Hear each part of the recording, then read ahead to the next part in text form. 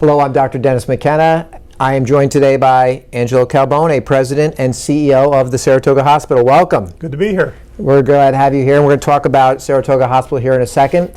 Today is Tuesday, September 8th, giving you the update from Albany Medical Center. Angelo, we normally begin with the COVID numbers from the capital region, so let's jump in. There's 8 counties in the capital region, and currently there are 33 people in hospital beds being treated for COVID-19, and we can see that represented here on the graph. That really, as Fred and I talk about, that hasn't changed in the last couple weeks. Up in Saratoga County, has it been about the same? Pretty consistent. During the height, we had, I believe, a high of 16 inpatients. We've had a low of 0. We like 0 better. Yeah, for sure. Right now, we tend to be moving between 0 and 2. I think we have 2 in the building right now. We get an admission, we get a discharge, so that seems to be kind of our normal run rate right now. How about the prevalence in Saratoga County itself? I think it's impressively low. Among symptomatic patients that we're testing, we're hovering around a 1% positive rate. I don't know what it has been in other parts of the region, but I've been impressed, frankly, with how well people seem to be behaving. When I'm out, I see people in masks. I'm on the street, I see people wearing masks. Great. I'd like to think that has had some impact. Great. But the prevalence appears to be hovering at a very low rate, which is good news for all of us. That is good news, and there's no question we're seeing similar numbers here. Let's pop up the second graph. These are admissions and discharges here at the medical center. And just like the experience at the Saratoga Hospital, we're seeing we go a couple days now without any admissions or discharges. We heard today at the safety brief over the 3-day weekend, we actually only had we had no admissions to the hospital, and I think we had a discharge or 2. And so here's the next graph, which is the morning census of people inside the medical center. We currently have 12 here at the medical center.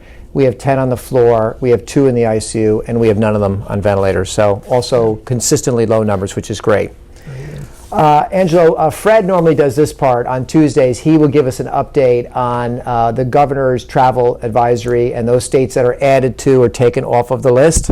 So I think you and I were just talking, there are now 4 new states added to the travel advisory. So states that you travel to where you will now need to quarantine include Delaware, Maryland, Ohio, and West Virginia. I believe you spent some time in West Virginia at one point. Grew up in West Virginia. So we have now, I think, 35 states that are on that list. And so once again, to our workforce, if you travel to those states and you come back, please come through Employee Health Service and get checked before you return back to work. So Angelo, talk a little bit about the Saratoga Hospital's response to COVID. I know that in the very beginning of this, we were all talking as local hospitals on a daily basis. I know you were on those calls. I know your Chief Medical Officer, Dr. Falvino, was on the calls. But talk a little bit about the workforce and how they responded. You always talk about, you'll learn a lot about yourself and a lot about others, how they behave in a crisis. I think we all learned a lot about our organizations. To say I was impressed with the organization's response is an understatement. Right. And frankly, the broad system response, how we synced up our activities, coordinated that work, and the shared learning was impressive. It was happening in real time.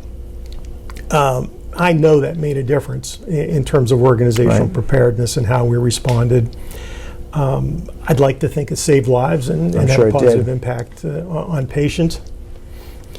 The other takeaway, and I think we all have had this experience, and it's really been humbling in a lot of ways.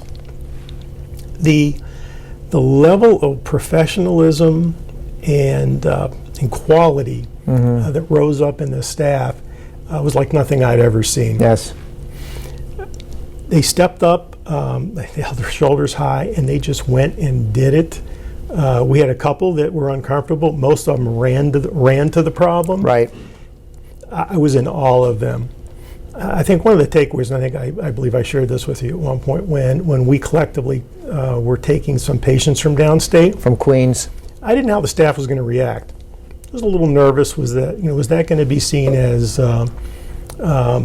more than our fair share, more than what we needed to do?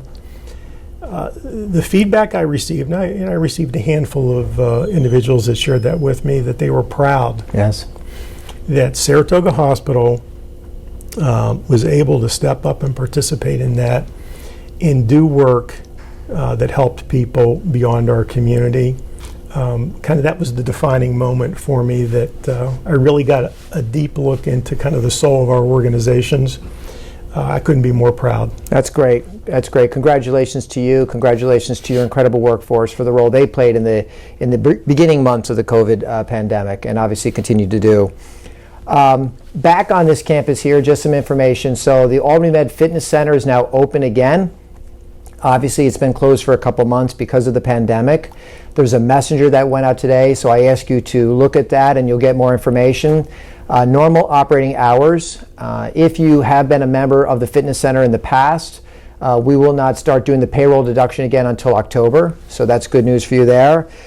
You will need to be wearing a mask at all times when you're in the fitness center, and because of the number of people that we can allow in at a time, we're going to ask you to limit your time in the fitness center to 60 minutes or less so more people can use it. And lastly, some of the classes are going to be put on hold still for a while until we can work out some more things. But the good news is the fitness center is opened up again. Angelo, Saratoga Hospital was the second hospital to come into the Albany Med Health System after Columbia Memorial Hospital. It obviously is a hospital with a great reputation, a very proud history. In the remaining minute or two, are there a couple of things you'd like to tell us about your great hospital? I would need more time than that, I think. But for sure. We'll have you back, for sure. just, we have been in an expansive mode for a number of years. And I think kind of the important things that have come out of that expansion, we talk about buildings and facilities, and we have pretty buildings, and we've grown and we have more space. I think the impressive thing that has happened, part of that reputational impact, is the level and quality of staff we have been able to attract. Yes. Quality begets quality. Yes. High quality physicians like working with high quality physicians. Talented nurses like working with talented nurses. So I believe we've created momentum over the last 10 to 15 years that has helped build that reputation, and I think provide a great service to the community. We just want to keep it going. Right. We do have many expansion plans underway. They've slowed a bit during COVID. We've recently acquired a lot of space in the mall. That's right. Would have never believed it a handful of years ago, but it's accessible, great parking, and it's fairly inexpensive. So that's where we're pushing out a number of our expansion plans. We recently received our 4th Magnet designation. Incredible. Tell people what that is briefly. What does Magnet mean? Magnet, a peculiar name, but it is the premier designation for excellence in nursing. Outstanding. Our chief nursing officer always reminds us that it is an organizational award, but quite honestly, if you didn't have top quality nursing, you wouldn't get the award. So Yes. We're proud of the great work they do. The entire staff is proud of it, and they talk about it a lot. I'm told 4 consecutive designations is unusual. I don't know to what number or statistic I compare that to. We're proud to have it. And I'm proud to have it because the staff are proud to have it. So Yes. we think it's been worth the investment. Well, congratulations on all that. Like I said, we'd love to have you back, maybe on a regular basis, and talk more about your great work. You're obviously a recognized leader in not only your city, but the county, the area, so thank you for your great work. Thank you. All right, very You're welcome. good. Thank you. That'll do it for today. I'll be back again on Thursday. On Thursday, I'm going to address some of the issues that occurred on the campus this week with the informational picketing and some of the announcements related to that. So I'll get into those issues on Thursday. So I'll see you in a couple days. Thank you very much for being here with us today, Angelo. We ask that you once again please take care of yourself, take care of each other, and I'll see you in 2 days.